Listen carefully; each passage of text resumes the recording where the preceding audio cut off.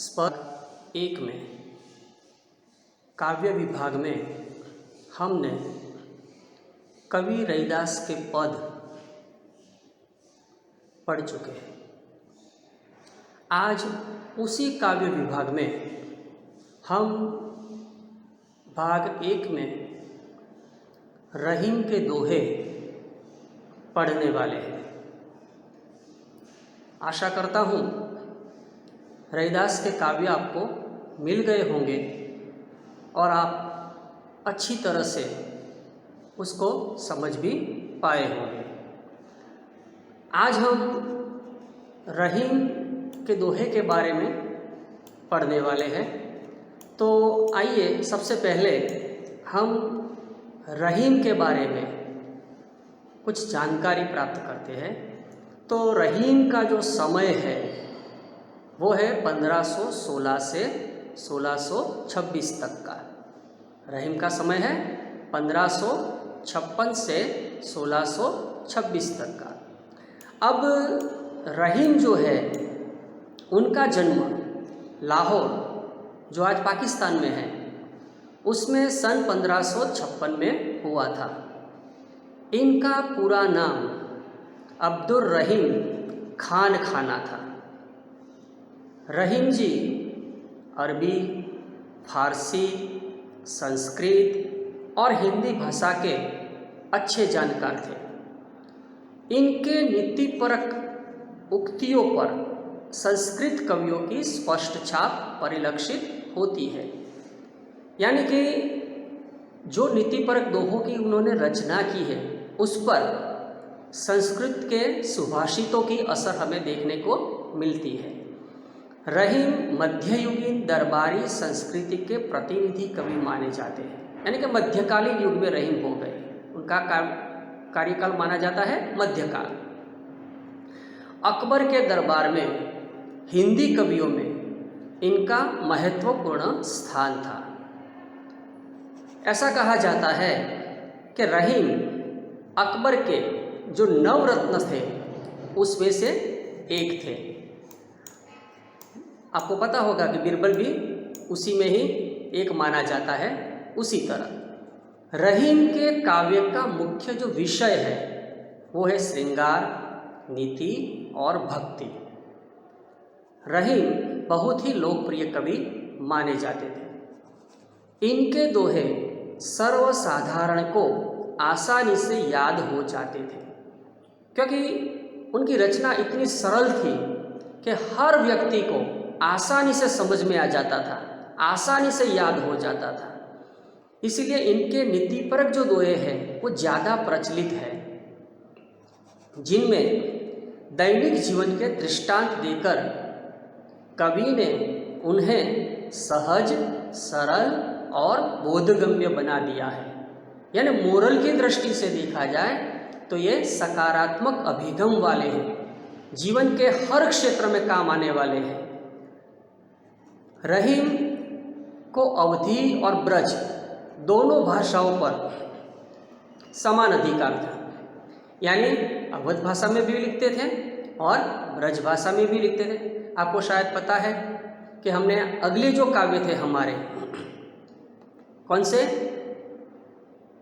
रैदास के पद, वो भी ब्रज भाषा में लिखे गए थे। तो उसी तरह की जो भाषा है ब्रज भाषा, उन पर भी उनका अधिकार था, उनका नियंत्रण था, ऐसा मानना है। इन्होंने अपने काव्य में प्रभावपूर्ण भाषा का प्रयोग किया है। उनकी भाषा बिल्कुल कम शब्दों में बहुत गहन रूप से कहे जाने वाली उनकी भाषा है। तो रहीम जी के पद दोहे जो है वो इसीलिए आज भी लोगों के हृदय में स्थान पाए हुए है। आज भी लोगों के साथ उतने ही जुड़े हुए हैं। आज भी लोगों के दिल में, लोगों के जबान पर वो याद है। तो ऐसे कुछ जो दोहे हैं, हमने आपको पहले भी बताया था कि काव्य की जो मुख्य जो प्रवृत्ति है गेय, यानी गाना। लेकिन आपको लगेगा सर गाना क्यों? तो गाने का मतलब ये है कि भक्ति एक नीरस सब्जेक्ट है, विषय है। अगर उसको गा कर भाव में आकर अगर उसको गाया जाता है तो ज़्यादातर काव्य की पंक्तियों आपकी समझ में आ जाती है कि दोहा क्या कह रहा है, क्या कहने जा रहा है। और इसीलिए नीरसता को हमने आगे पढ़ा ना कि श्रृंगार कवि थे, तो श्रृंगार में तो काव्यगान आता ही है। तो इसीलिए रहीम के जो दोहे हैं उसको भी हम आज रैदास के पद की तरह आपको गाकर सुनाएंगे। रही मन धागा प्रेम का, मत तोड़ो चटका, टूटे से फिर ना मिले, मिले गांठ पर जाए, रही मन मिले गांठ पर जाए। रही मन निज मन की बिथा, मन ही राखो गोय, सुनी अठीले हैं लोग सब, बाटिन ले है कोय, रही मन बाटिन ले है कोय। एक साधे सब सधे, सब साधे सब जाय, रही मन मूल ही सिंचिबो, फूले फले अघाय, रही मन फूले फले अघाय।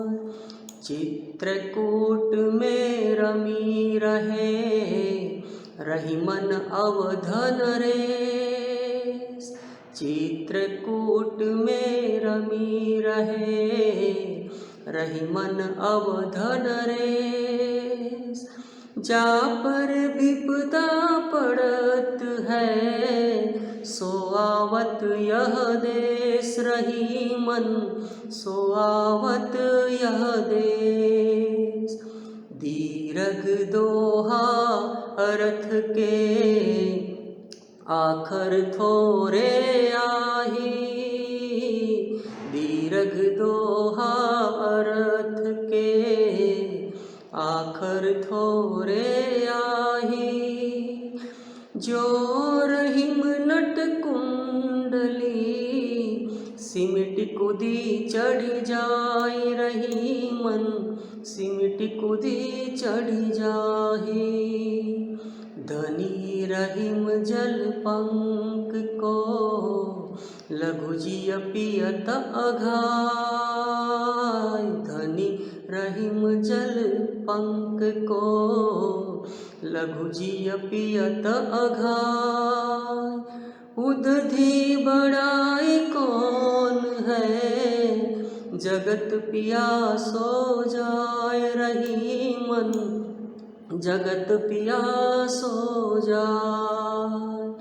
नाद रिझी तन देत मृग, नरधन हेत समेत, नाद रिझी तन देत मृग, नरधन हेत समेत। ते रहीम पशु से अधिक, रिझेहु कछु न देत, रही मन रिझेहु कछु न देत। बिगड़ी बात बनै नहीं, लाख करो किनको,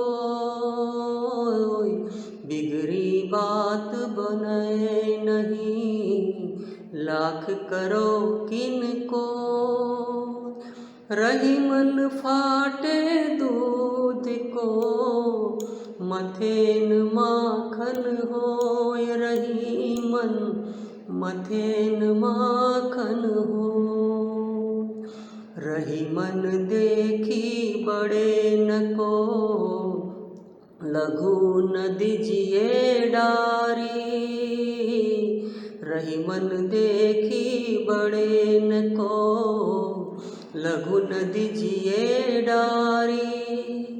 जहाँ काम आवे सुई, कहा करे तरवारी, रही मन कहाँ करे तरवारी, रही मन निज संपत्ति बिना, कौन विपत्ति सहाय। रही मन निज संपत्ति बिना, कौन विपत्ति सहाय। बिनु पानी जो जलज को, नहीं रवि सके बचाए। रही मन नहीं रवि सके बचाए। रही मन पानी राखिए, बिनु पानी सब सून। रही मन पानी राखिए, बिनु पानी सब सून। पानी गए न उबरे, मोती मानुष चून। रही मन मोती मानुष चुन।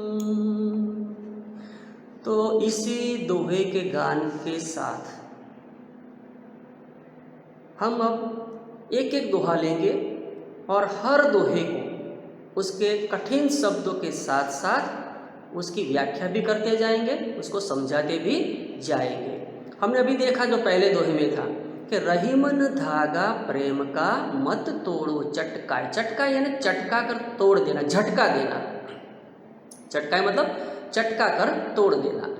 दूसरी बात है टूटे से फिर ना मिले, मिले गांठ परिजाय। परिजाय मतलब पड़ जाती है।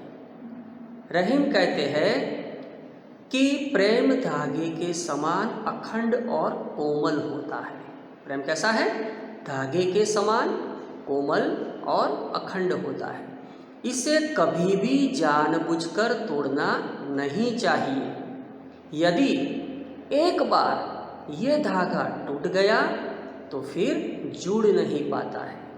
यदि एक बार यह धागा टूट जाता है तो फिर से वो जुड़ नहीं पाता है, क्योंकि प्रेम का जो संबंध है वो एकदम कोमल है, विश्वास पर टिका हुआ है। उसमें एक आकर्षण होता है, एक लुभावन होती है, और इसीलिए अगर ये विश्वास टूट जाता है तो आकर्षण भी खत्म हो जाता है। और इसीलिए एक बार अगर ये धागा टूट गया तो वो फिर से ठीक नहीं हो पाता है, उसमें गांठ पड़ जाती है। यानी कि संबंध को हम पूर्ववत नए सिरे से अच्छी तरह से पहले के जैसे बना नहीं पाते हैं। अगर इसमें गांठ पड़ जाती है तो कहने का मतलब ये है कि यदि एक बार टूट जाए तो भी मन में ग्रंथि रह जाती है। वो गांठ विश्वास टूटने की फिर से जुड़ नहीं पाती है। कहने का मतलब ये है। इसीलिए कोई भी संबंध हो उसको तोड़ने से पहले हमें बार बार सोचना चाहिए। जितना हो सके संबंध को अच्छी तरह से निभाना चाहिए ताकि संबंध में दरार उत्पन्न न हो। अब दूसरा देखते हैं कि रही मन निज मन की बिथा, मन ही राखो गोय। रही निज मन की बिथा, निज यानी अपने मन की, बिथा यानी व्यथा, पीड़ा, दुख। मन ही राखो गोय, गोय यानी गुप्त रखो, किसी को बताओ मत। सुनी अठीले है, अठीले है मतलब प्रसन्न होना। लेकिन यहाँ दूसरी बात पर कहे गए हैं कि कोई आपके दुख को देखकर प्रसन्न होता है, खुश होता है, ऐसे लोगों की बात कही गई है। सब बाटे न लेहे कोई, कोई आपका दुख नहीं बांट सकता है, आपका कोई दुख उधार नहीं ले सकता है। कहने का मतलब ये है कि रहीम लोगों को उपदेश देते कहते हैं कि हे लोगों, तुम अपने मन की वेदना को अपने मन में ही छिपा कर रखो, किसी को बताओ मत, किसी ऐरे गहरे को मत बताओ। जो आपके स्वजन है, अति निकटवर्ती है, विश्वसनीय है, उसी को ही बताओ। कहने का मतलब ये है उसे किसी के सामने प्रकट मत करो। हो सकता है वो आपको इमोशनल ब्लैकमेल करे, उसका फायदा उठाए, आपके दुख में खुशी व्यक्त करे। संसार बहुत निर्दय है। संसार में सब वैसे नहीं है जो आपके दुख को देखकर दुखी होंगे, आपकी पीड़ा को दूर करने का प्रयत्न करेंगे। लोग तुम्हारे कष्ट को सुनकर प्रसन्न ही होंगे। कोई भी मनुष्य तुम्हारे दुख को कम करने के लिए प्रयत्न नहीं करेगा। ज़्यादातर हम देखते हैं कि छोटी छोटी बातों में, छोटी छोटी समस्याएं हम दूसरों के आगे तुरंत प्रकट कर देते हैं। रहीम जी ना कहते हैं कि कोई भी बात दिल की हो, दूसरों के आगे बिना समझे, बिना सोचे प्रकट नहीं करनी चाहिए। हो सकता है वो आदमी, वो मनुष्य उसका गैर लाभ उठाए और आपको उसी में ही फंसा दे, आपकी वीकनेस को जान ले। तो इसीलिए ऐसी बात रहीम जी कहने को ना बोलते हैं। तो कहने का मतलब ये है कि अपने मन में जो बात है वो अपने मन के भीतर ही छुपा कर रखनी चाहिए। अब जो तीसरा जो दोहा है, एकै साधे सब सधै। एकै साधे सब सधै। साधना मतलब पा लेना, लक्ष्य की प्राप्ति कर लेना, साधना। सब सधै, सब कुछ प्राप्त कर लेना। सब साधे सब जाए। अगर सब साधने के लिए जाते हैं, सभी प्राप्त करने के लिए जाता है, तो कुछ भी हाथ में नहीं आता है। रहीमन मूल ही सिंचिबो। रहीम कहते हैं मूल, मूल यानी जड़, वास्तविक स्थिति, उसको ही पकड़ के रखो, उसको ही सिंचन करो। फूले फले अघाय, उसी से ही आपको सब कुछ मिल जाएगा। फल फूल सबकी अघाय, तृप्ति मिल जाएगी, सब कुछ आपको प्राप्त हो जाएगा। कहने का मतलब यह है, यहाँ पर हम लोग ज़्यादातर देखते हैं हमारी हिंदी संस्कृति में बहुत सारे धर्म, भगवान, संप्रदाय, पूजा पाठ, विधान, ये सब कुछ देखने को मिलता है। रहीम कहते हैं एक ही भगवान का आश्रित बनो, एक ही धर्म को, एक ही ईश्वर की उपासना करो। क्योंकि अगर एक परमात्मा को पा लेने से अन्य सब सांसारिक उपलब्धियां अपने आप प्राप्त हो जाती है। धर्म, अर्थ, काम और मोक्ष। मनुष्य इन चारों पुरुषार्थ के लिए परिश्रम करता है। अगर वो चारों पुरुषार्थ उसको पाने हैं तो एक ही ईश्वर की आराधना करनी चाहिए, एक ही जड़ को पकड़ के रहना चाहिए, मन में भटकाव नहीं होनी चाहिए।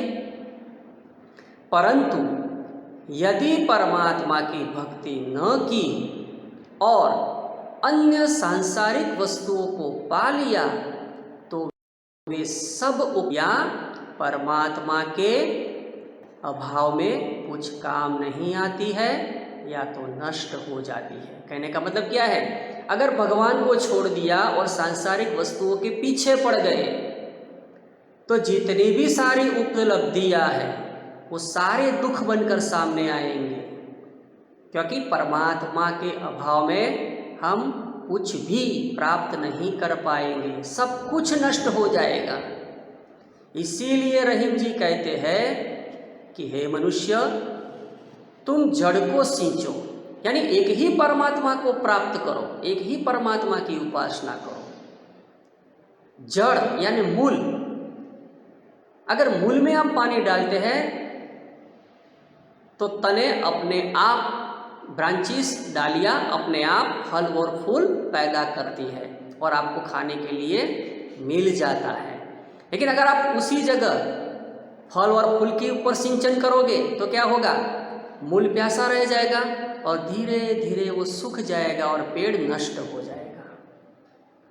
सांसारिक उपलब्धियां क्षुल्लक है, स्वार्थी मनुष्य की प्रवृत्तियां है, उसके पर ध्यान नहीं देना चाहिए। मूल पर, जड़ पर, वास्तविक स्थिति पर ध्यान देना चाहिए।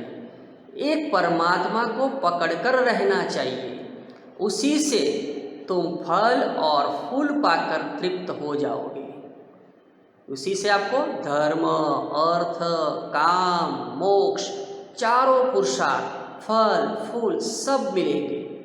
कहने का मतलब है कि व्यक्ति इसी दृष्टि से मूल परमात्मा को ध्याता है, उसका ध्यान करता है, तो वह सब प्रकार के सांसारिक फलों को प्राप्त कर लेता है और तृप्त हो जाता है, मतलब मोक्ष प्राप्त कर लेता है, इस सांसारिक बंधनों से मुक्त हो जाता है।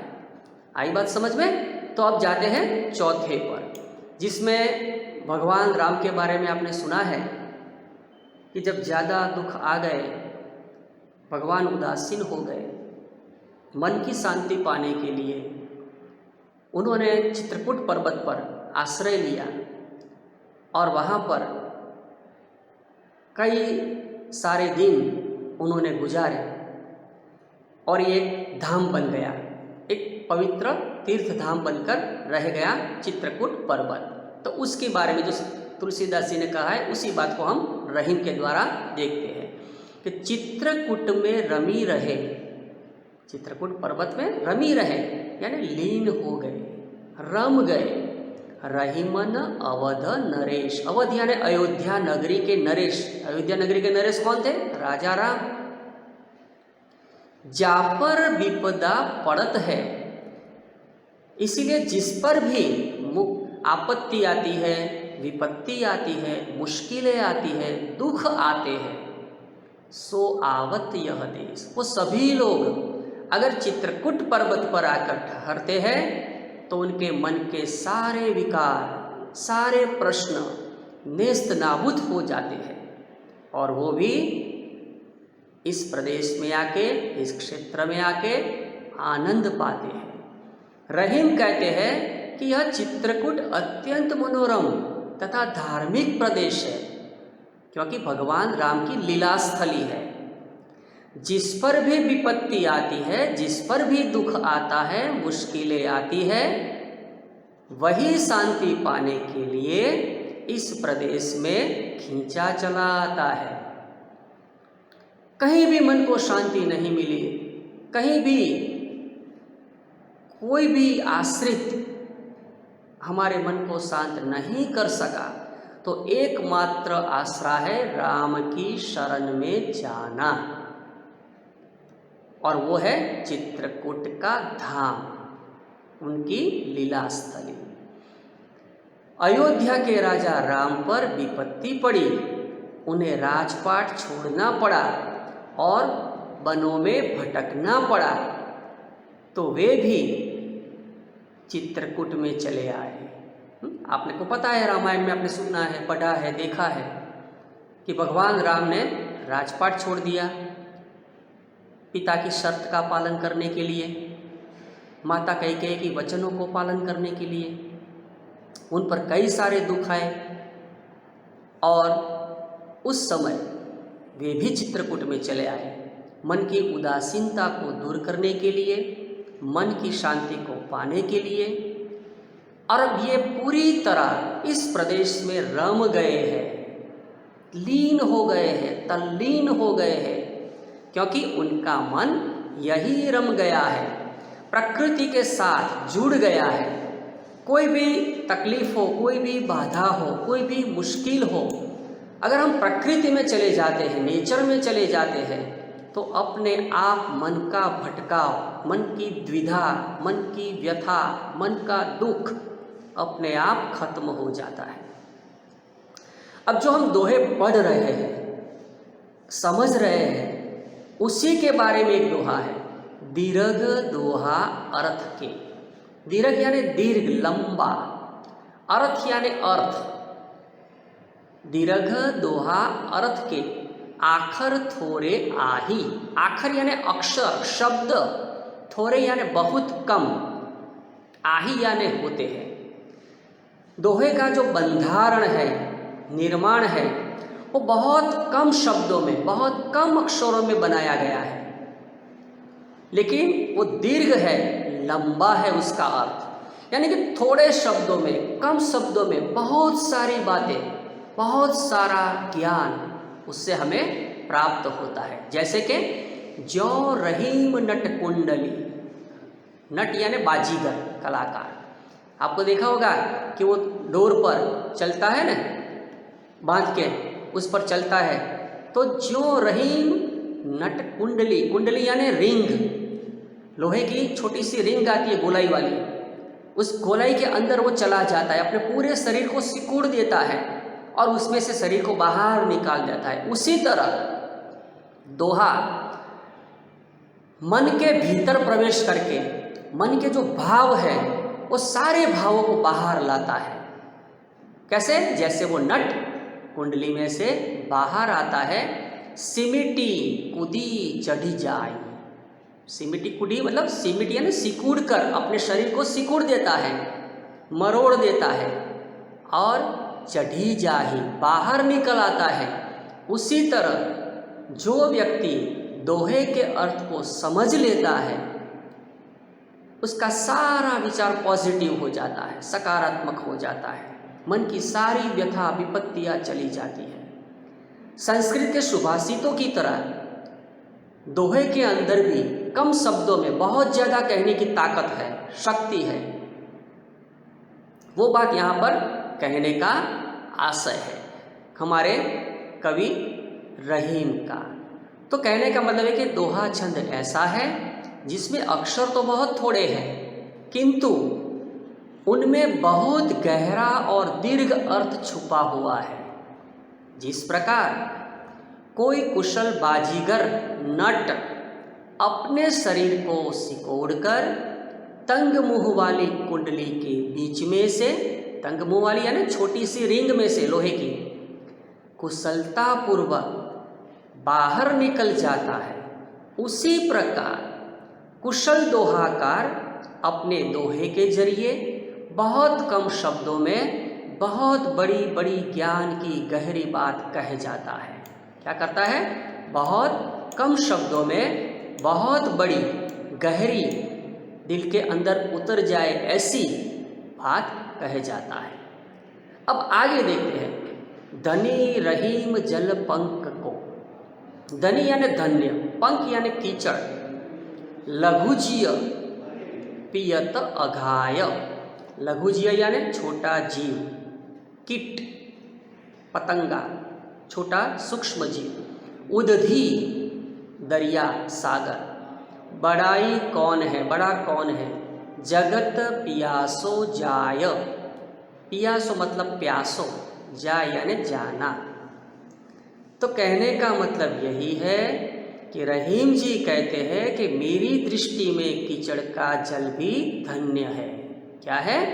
कीचड़ का जल भी धन्य है, क्योंकि उससे कितने ही लघु छोटे जीव अपनी प्यास बुझाते हैं, जीवन पाते हैं। समंदर की महानता किस काम की? जिसका जल पीने योग्य नहीं है, वो खारा है, उससे प्यास बुझती नहीं है, जीवन प्राप्त होता नहीं है, तो ऐसा जल किस काम का?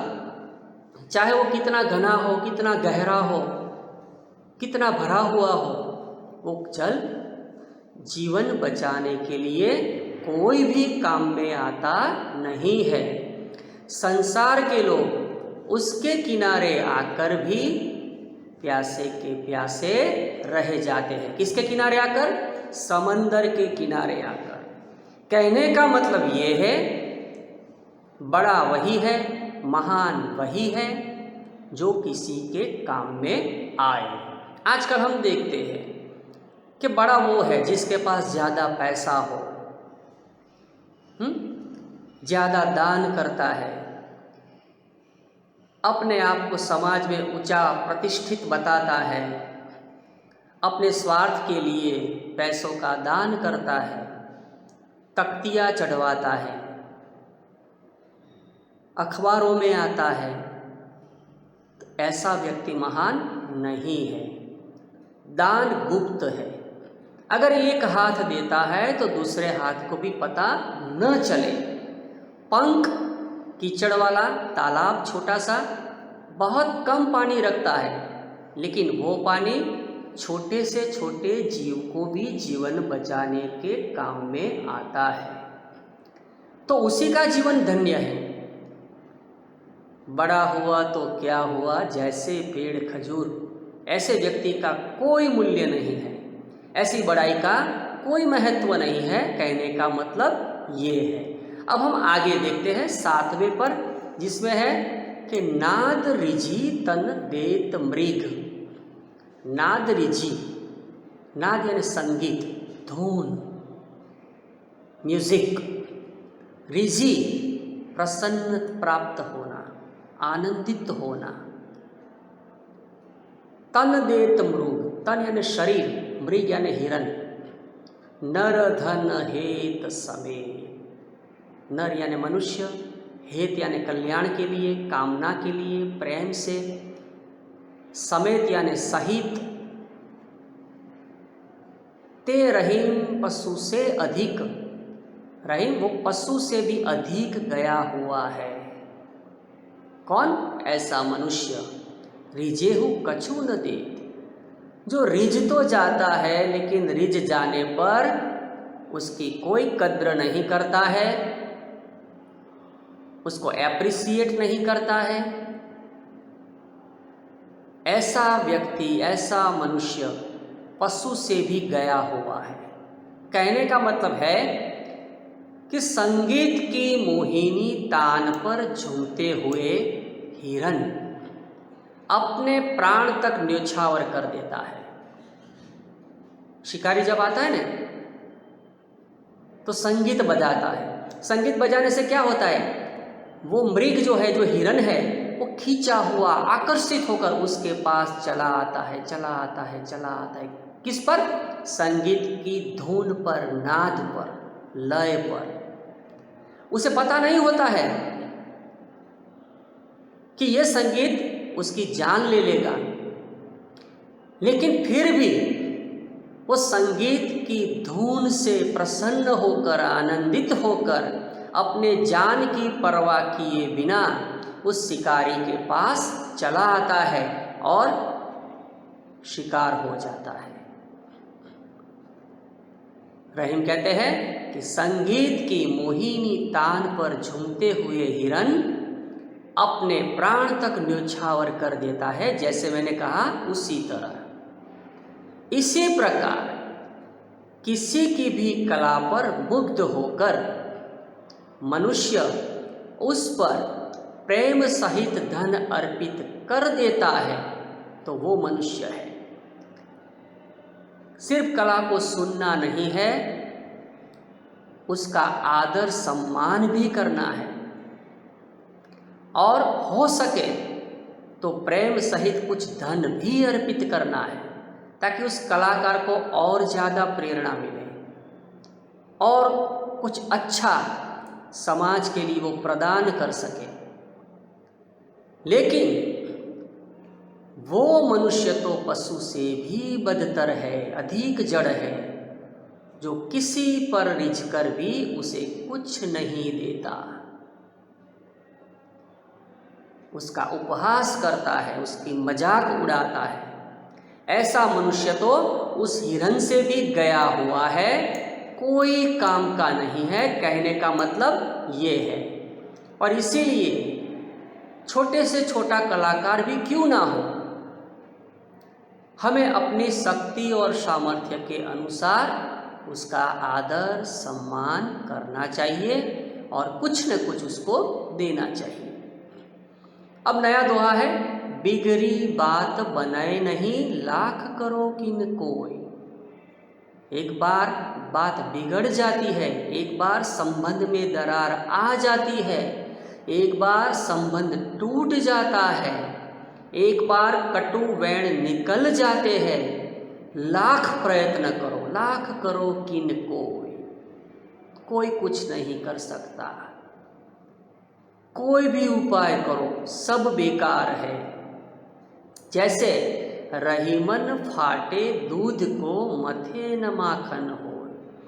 जिस तरह दूध फट जाता है और फटे हुए दूध को अगर मथनी लेकर मथते हैं तो उसमें से मक्खन नहीं निकलता है। उसी तरह एक बार अगर बात बिगड़ जाती है, संबंध बिगड़ जाते हैं, तो लाख प्रयत्न करने पर भी पहले के जैसे पूर्ववत नहीं हो पाते हैं। तो रहीम कहते हैं, व्याख्या में देखते हैं कि एक बार जो बात बिगड़ जाती है वह लाख प्रयत्न करने पर भी संवरती नहीं है, सुधरती नहीं है। उदाहरण में कहा है कि यदि एक बार दूध फट जाता है तो उसे कितना भी मथो, लेकिन उसमें से मक्खन नहीं निकलता है, सो नहीं निकलता है। तो इसीलिए कबीर ने भी कहा है ना, ऐसी बानी बोलिए मन का आपा खोए। बानी हमारी ऐसी होनी चाहिए जिससे हमारे मन का आपा, अभिमान खो जाए, छूट जाए। आपहू को शीतल करे, अपने को भी शीतल करता है और दूसरों को भी शीतलता प्रदान करे। ऐसे संबंध बनाने के लिए ऐसी वाणी का प्रयोग करना चाहिए। आगे देखते हैं, रही मन देखी बड़ेन को लघु न दीजिए डारी। समानता की बात है यहाँ पे। कोई आदमी बड़ा नहीं है, कोई आदमी छोटा नहीं। संसार में, समाज में सबकी जरूरत है, सबकी एक जगह है। इसीलिए किसी का भी तिरस्कार नहीं करना है। तो रही मन देखी बड़ेन को यानी बड़े व्यक्ति को, लघु यानी छोटे व्यक्ति को, डारी यानी डराना नहीं चाहिए, तिरस्कार नहीं करना चाहिए। जहाँ काम आवै सुई, जिस जगह पर सुई का काम होता है, कहाँ करे तरवारी, वहाँ पर तलवार कोई काम नहीं कर सकती है। तो कहने का मतलब ये है, समाज में सबको समानाधिकार मिलना चाहिए। न कोई छोटा है, ना कोई बड़ा है। सभी व्यक्ति अपनी जगह पर अपने काम के लिए अनिवार्य है, जरूरी है। जिस जगह पर तलवार का काम होता है वहाँ सुई काम नहीं आती है, और जहाँ सुई का काम होता है वहाँ तलवार कुछ नहीं कर सकती है। और इसीलिए छोटे से छोटे व्यक्ति का भी सम्मान करना चाहिए, आदर करना चाहिए, उसका तिरस्कार नहीं करना चाहिए। तो रहीम कहते हैं कि हमें बड़े लोगों को सामने देखकर छोटों की उपेक्षा नहीं करनी चाहिए। उनका दुख, दर्द, उसकी हंसी नहीं उड़ानी चाहिए, उपहास नहीं करना चाहिए।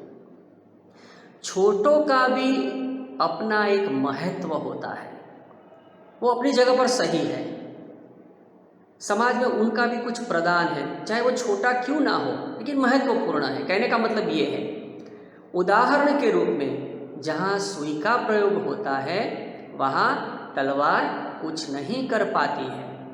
अतः यानी कि छोटों को भी उचित सम्मान मिलना चाहिए। हाँ, अगर कपड़े फट जाते हैं, वहाँ तलवार लेकर बैठ जाते हैं तो कपड़े हम सिल नहीं पाते हैं। और अगर युद्ध में जाना है और सुई लेकर गए तो भी कुछ काम नहीं आता है। कहने का मतलब है, जहाँ सुई का काम है वहाँ सुई को काम करना चाहिए, जहाँ तलवार का काम है वहाँ तलवार को काम करना चाहिए। समाज में, संसार में दोनों की जरूरत है। अब आगे जाते हैं, रही मन निज संपत्ति बिना कौन विपत्ति सहाय। निज यानी अपनी संपत्ति के बिना कौन विपत्ति सहाय, कोई भी मनुष्य अपनी सहाय, अपना सहायक नहीं बन पाता है। यानी अपने खुद की संपत्ति, अपने खुद की कमाई ही अपने काम में आती है। कोई हमें मदद नहीं करता है। किसी के सामने हाथ फैलाकर जाने से, मदद मांगने से अपने सम्मान की हानि होती है, आदर नहीं मिलता है। बिनु पानी जो जलज को जलज यानी पंकज, पंकज यानी कमल, जलज, जिसका जन्म जल में हुआ है वो कमल, कमल का फूल, उसे बोलते हैं जलज।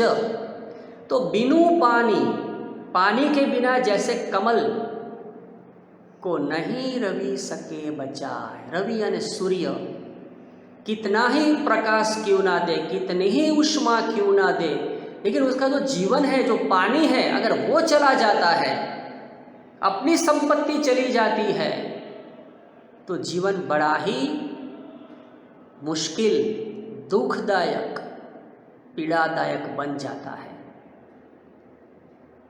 और इसीलिए अपनी संपत्ति का एक महत्व है, उसको बचा के रखना चाहिए, जो मुश्किल समय में, विपत्ति के समय में हमारी मदद में आती है।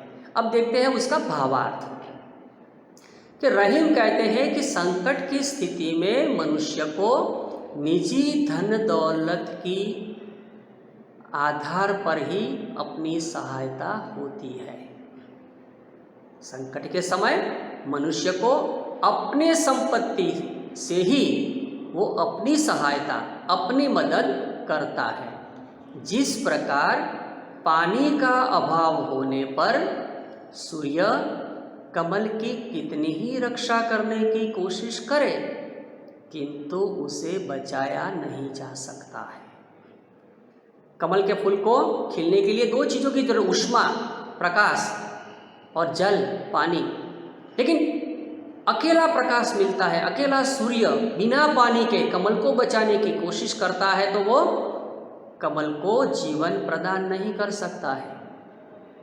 उसी तरह दूसरों के सहारे हम लंबे अरसे तक, लंबे समय तक अपने जीवन का बसर नहीं कर पाते हैं।